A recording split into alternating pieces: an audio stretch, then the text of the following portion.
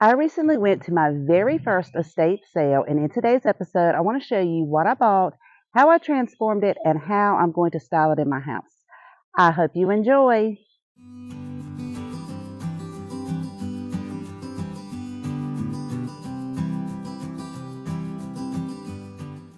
The first piece I'll be working on is this wooden console table.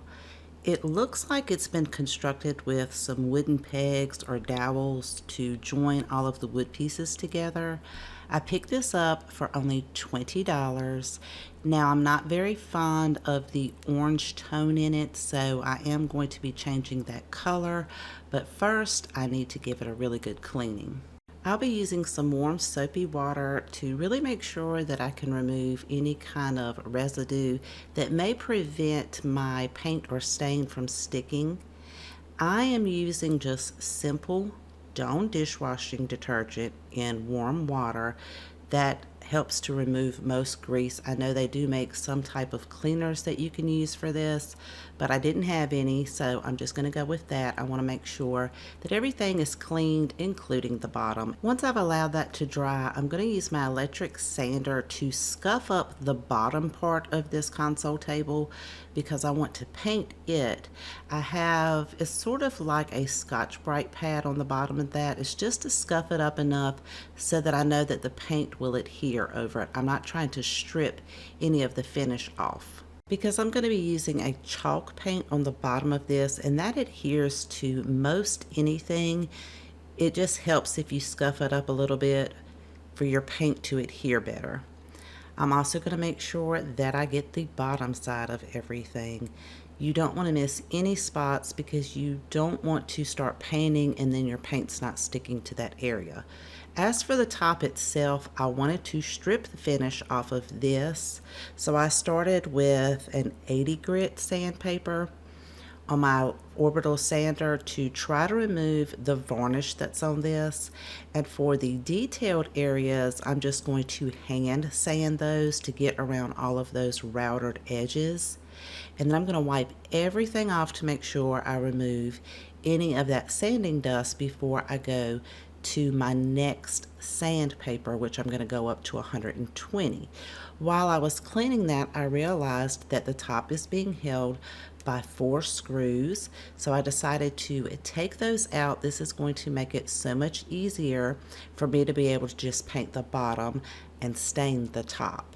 As I was taking those out, I want to make sure that I'm able to put the top back on exactly the way it came. So I am going to label the top part of each of the legs on the table corresponding to where they go on the bottom of the shelf, so I can avoid staining that area, and I'll know how to put this exactly back together.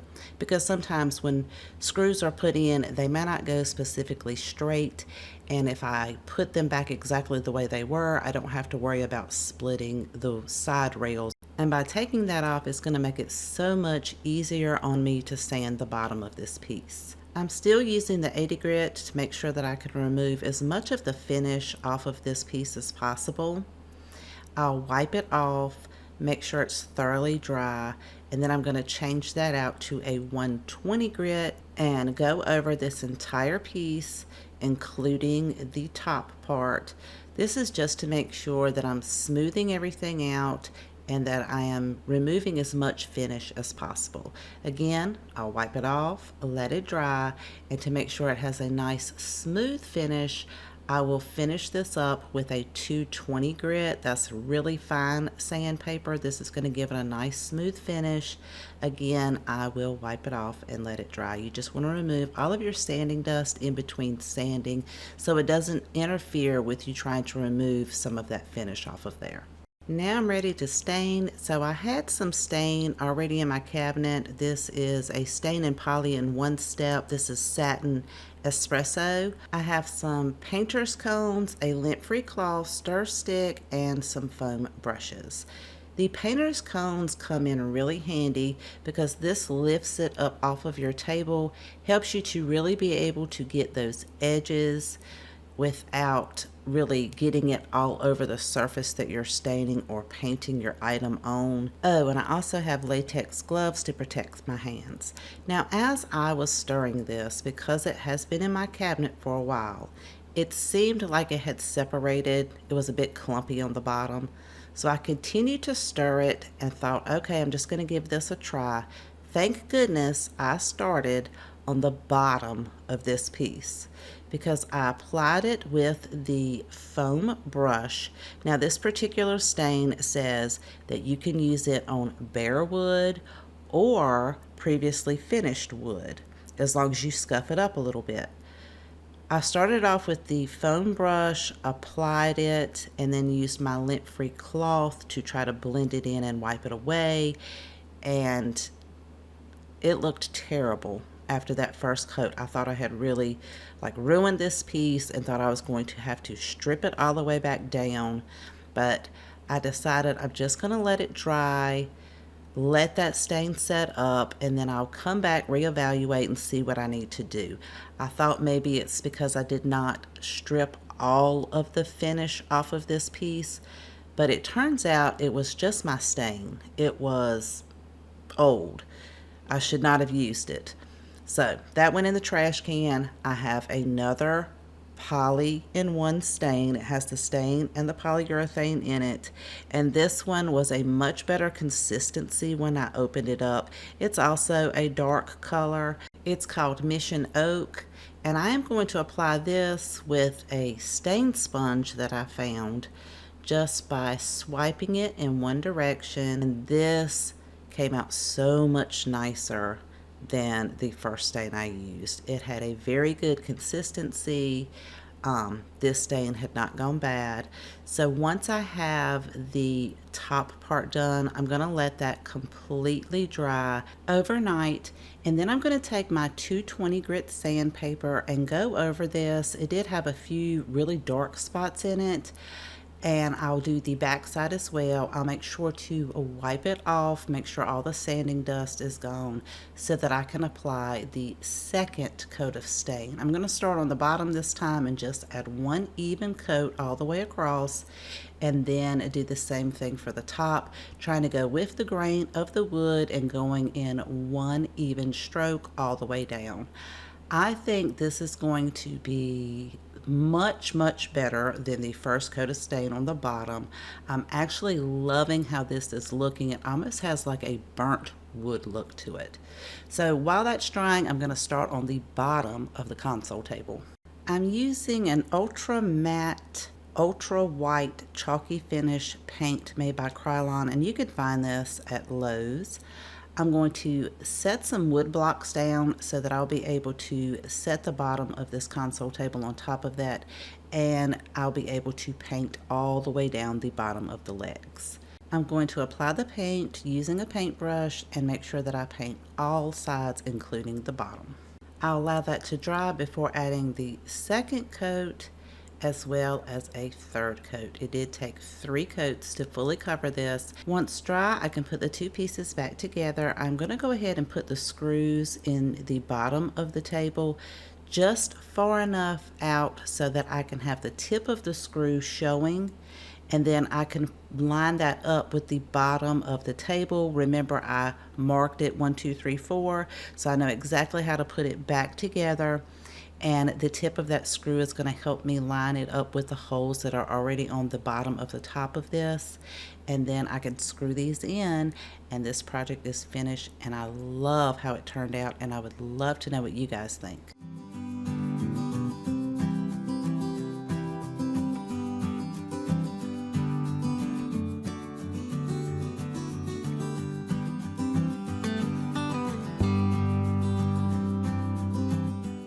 I purchased these 2 gorgeous frames for $5 each. I've never seen anything like this before. They are very sturdy. They're made with real wood, and the glass bubbles out on each of these. It has almost like a dome shape to it. I do want to change the color of the frame themselves as well as what's on the inside. The backing is held together with some very tiny nails. And you can see like each piece of this wood to create this frame was cut. It's absolutely stunning. I can't believe I got them for $5 each. So let's give them a bit of a makeover. Starting with the arch frame, I am going to very carefully remove the tiny nails that are holding the backing in and make sure to save those so that I can reinstall them when this project is finished. The backing itself is made of just simple cardboard. I'm also going to remove those dried flowers that are on the inside because I'm not going to be keeping those. I'm trying to be super careful with this glass because I do not want to break it.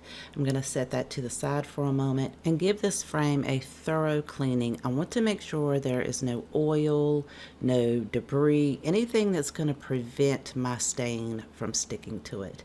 I want to make sure I clean every surface on this, and I am also going to use that same cleaner, which is just warm water with Dawn dish soap in it, to clean this glass front and back. It did have a few like little paint stains that I was able to get off with my fingernail. Once that dries, I will clean that glass with some Windex and really shine it up pretty.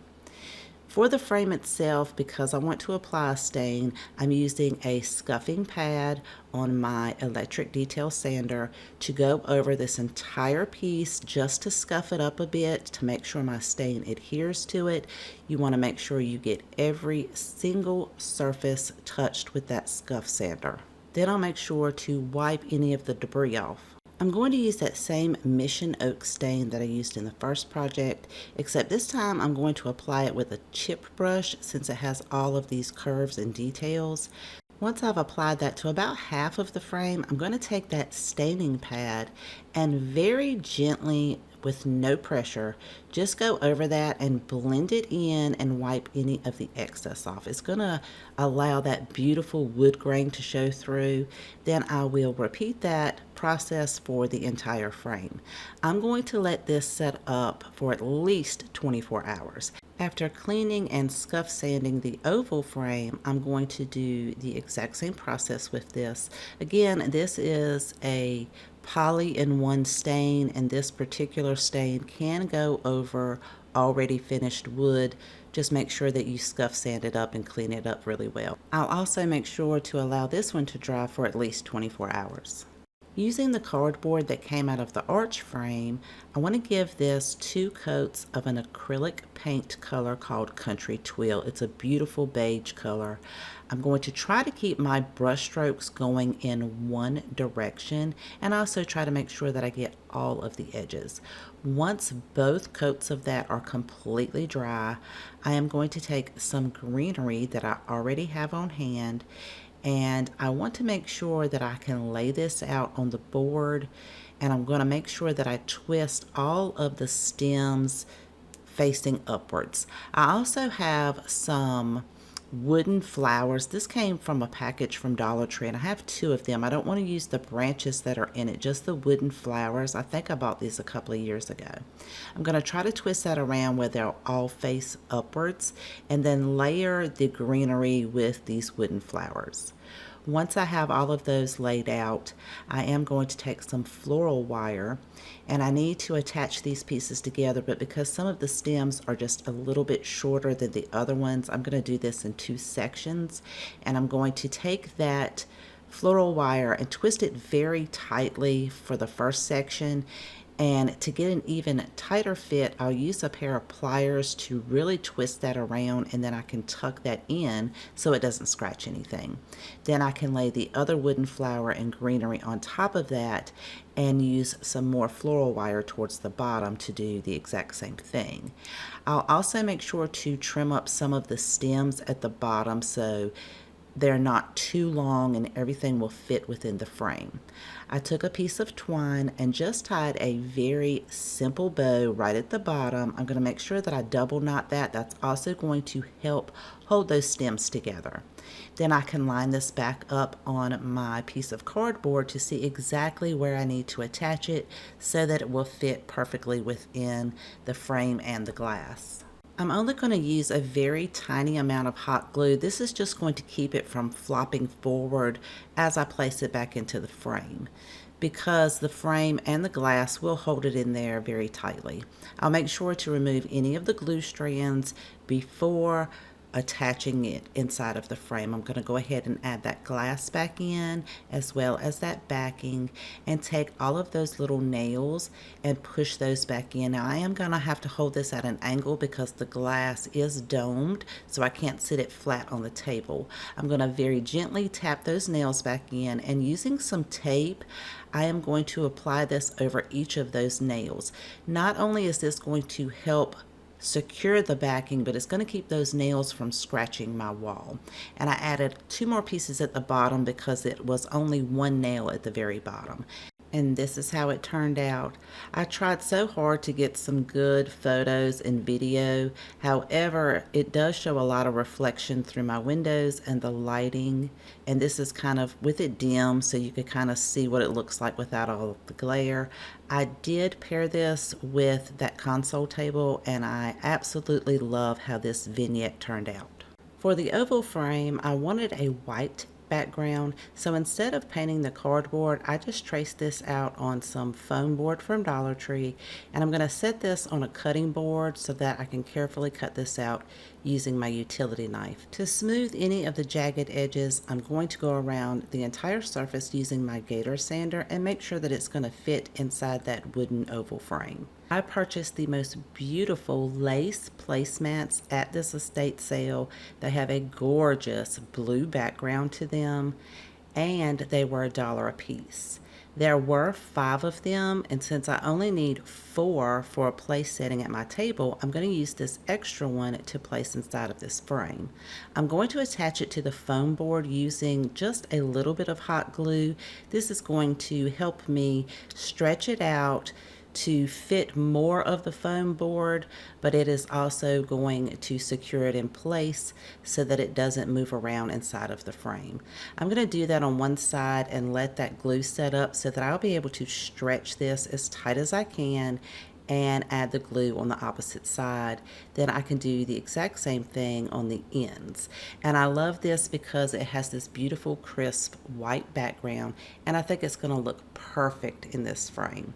To remove any of the excess glue strands, I will take my hairdryer to kind of go around there, and then I'm going to flip my frame over, insert my glass, and don't worry, those fingerprints are on the front of the glass, so I'm going to clean that when I'm finished.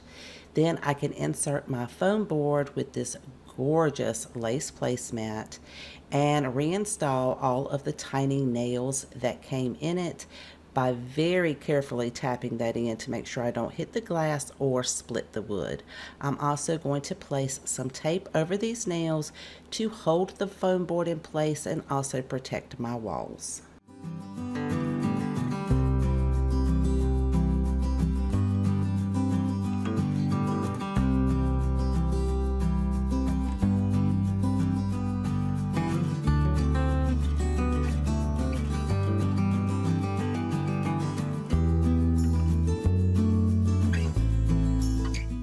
The next item I found for $1 was this absolutely precious rocking chair that was being used as a safety pin cushion. I went ahead and removed all of the safety pins because I'm not going to be using it for that. It does have a little bit of discoloration on the fabric, but I'm okay with that. I'm going to give it a really good cleaning. I love the color of the wood, and overall this is in really good shape. So I'm not going to be staining it. I'm just going to use some Old English for dark wood and use a lint-free cloth to really bring back the luster and shine on this wood. I'm just going to go over all of those pieces and try to be careful not to get it on the fabric too much. It's really going to condition this wood, bring out that shine, and just make it look so much more beautiful. Once that's dry, I thought it would be really cute to just take a small terracotta pot, one that you could find at Dollar Tree, put some artificial greenery in there, and style it this way.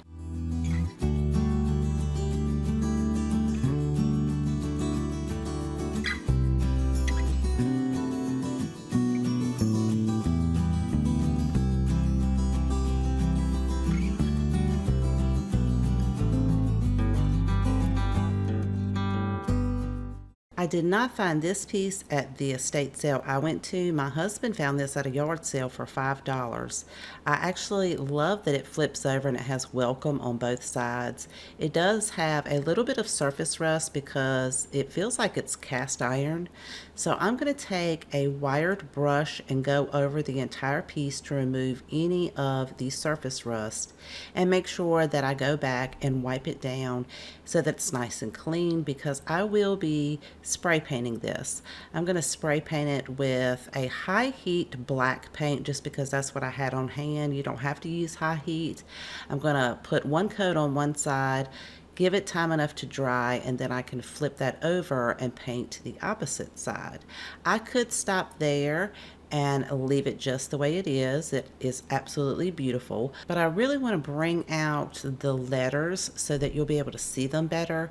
To do that, I'm going to use some gold leaf rub and buff and just tap my finger in that and then tap it on my plate to get most of it off, and then go over the raised portion of each of these letters. And it really pops, it really stands out, and you can see the word so much better than it just all being one color. I decided to only do the wording and not the decorative trim pieces on it because I thought that might be just a little too much. I flipped it over and did the welcome word on the opposite side. We gave it some new life, and I think it's going to last many more years to come.